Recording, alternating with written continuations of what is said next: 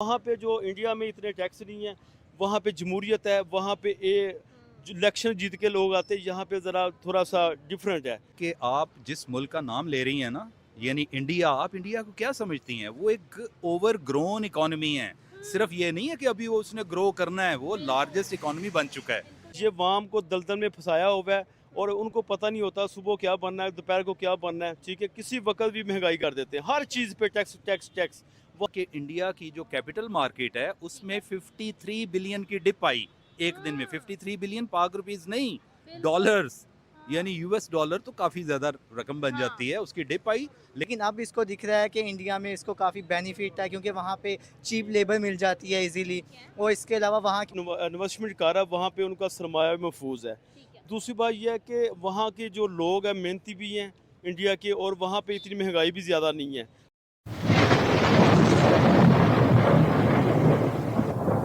नमस्कार दोस्तों, स्वागत है आपका हिंदुस्तान डॉट में। दोस्तों, इंडिया के अंदर इन्वेस्टमेंट की बारिश देख के पाकिस्तानी बहुत परेशान हो रहे हैं और कहते हैं कि इंडिया और पाकिस्तान तो एक ही टाइम पे अलग हुआ था, लेकिन आज पूरी दुनिया इंडिया के अंदर इन्वेस्टमेंट की बारिश करते हैं और दूसरी साइड पाकिस्तान को कोई लोन भी नहीं देता। तो आइए दोस्तों, बिना टाइम वेस्ट किए वीडियो में आगे देखते हैं इस बात पे पाकिस्तानी पब्लिक के रिएक्शन।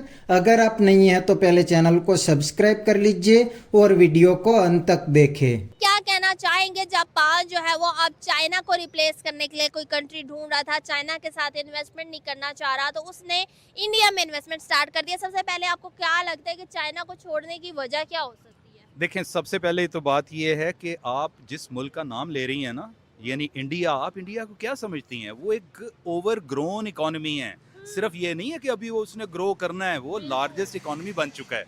बहुत ग्रो किया है इंडिया ने इस वक्त। बल्कि कल परसों ही मैंने भी इस पर एक वीलॉग किया था, तो मैंने उसमें कहा था कि इंडिया की जो कैपिटल मार्केट है, उसमें 53 बिलियन की डिप आई एक दिन में। 53 बिलियन पाक रुपीज़ नहीं, डॉलर्स, यानी यूएस डॉलर, तो काफ़ी ज़्यादा रकम बन जाती है, उसकी डिप आई। लेकिन वो इतनी पावरफुल इकोनॉमी हो चुकी है कि उन्होंने, जनाब, वो इंट्राडे होती है, एक स्विंग आती है, उन्होंने उसी वक्त संभाल लिया। यही पाकिस्तान में अगर हुई होती तो यहाँ पे तो बहुत परेशानी लग जानी थी।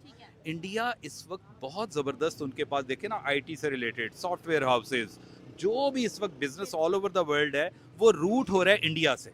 तो इसलिए जापान ने अगर ये फैसला किया तो बहुत ज़बरदस्त फैसला किया। और मेरे ख्याल के मुताबिक जापानीज़ भी बहुत सियाने हैं, वो इंडिया, इस पे चाइना पे इन्हिसार करने के बजाय इंडिया पे कर रहे हैं, तो that would be a very very lucrative project. ठीक हो गया। अच्छा सर, जापान ने बुलेट ट्रेन प्रोजेक्ट इंडिया में जापान की तरफ से स्टार्ट हुआ है, और आपने एक और चीज़ की कि ओवर ग्रोन इकोनॉमी है, तो क्या अब इंडिया इस पोजीशन में है कि वो चाइना को रिप्लेस कर सकता है, किसी भी कंट्री को? देखें, ये आपने बहुत बड़ी बात कर दी है। चाइना को रिप्लेस करना कोई इतना आसान काम नहीं है। चाइना तो इस वक्त समझ लें, चाइना तो बल्कि अमेरिका को पीछे छोड़ रहा है। ये कहना तो है। ना सिर्फ कबलस वक्त है, बल्कि मैं समझता हूँ ये इसको रूल आउट करें इस बात को कि चाइना को इस वक्त कोई भी रिप्लेस नहीं कर सकता। ये मैं आपको बता दूं। ठीक हो गया। अच्छा, क्या कहना चाहेंगे जो एक वजह लग रही है जापान की इंडिया की तरफ जाने की, वो सस्ती लेबर है।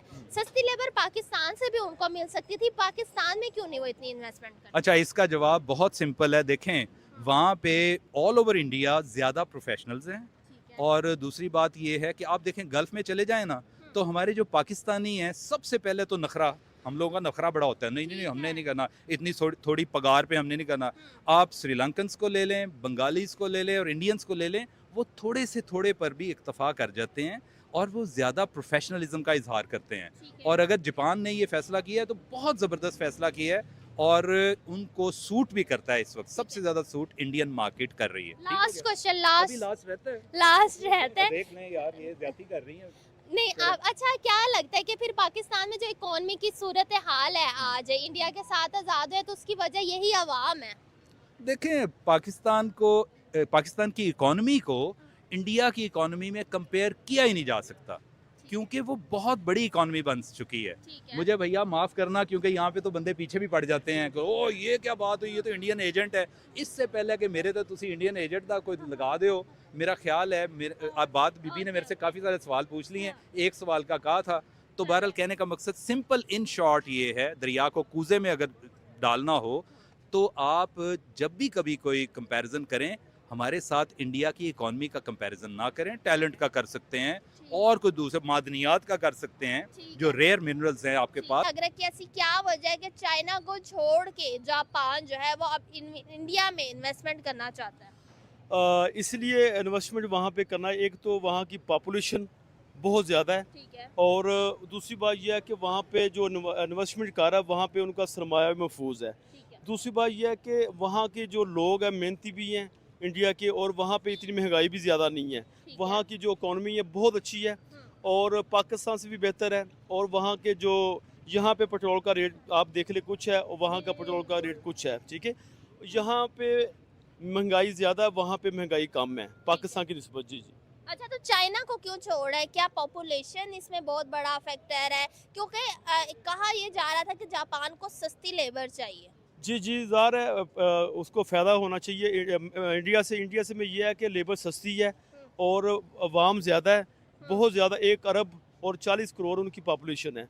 तो इसी वजह से वहाँ पे लेबर भी कम है, सस्ती है, ठीक है। और वो दूसरे मुल्कों में भी जाती है। लेकिन उनको अगर इन्वेस्टमेंट वहाँ पे जा रही है जापान की, तो उनको फ़ायदा होगा, जापान को भी फ़ायदा होगा और इंडिया को भी फ़ायदा होगा। और उनकी इकानमी दिन ब दिन बहुत पॉपुलर हो रही है। अभी महंगा चौथे 5वें नंबर पे है अभी तक।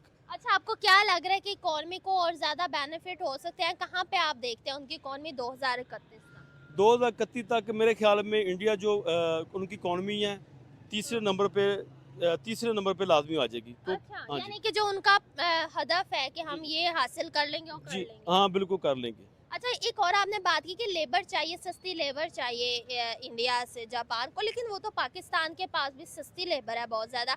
हमें अपॉर्चुनिटीज़ क्यों नहीं मिल रही उस तरह? पाकिस्तान में लेबर सस्ती नहीं है असल में। यहाँ पे एक तो पेट्रोल बहुत महंगा है, महंगाई बहुत ज़्यादा है, खर्चे लोगों के बहुत ज़्यादा हैं।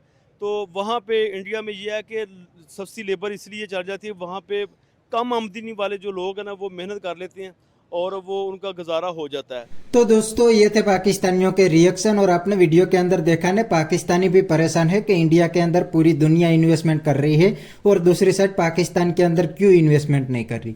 तो इसका रीजन बहुत ही सिंपल है। इंडिया के अंदर स्ट्रॉन्ग डेमोक्रेसी है, इंडिया की पब्लिक ही इंडिया के सभी डिसीजन लेती है, और इंडिया के अंदर इतने टैक्स भी नहीं है, और इंडियन पॉलिटिशियन इतना करप्ट भी नहीं करते। करप्शन है इंडिया के अंदर भी, लेकिन जो बाहर से कंपनी आती है उनसे अपना परसेंटेज नहीं लेते।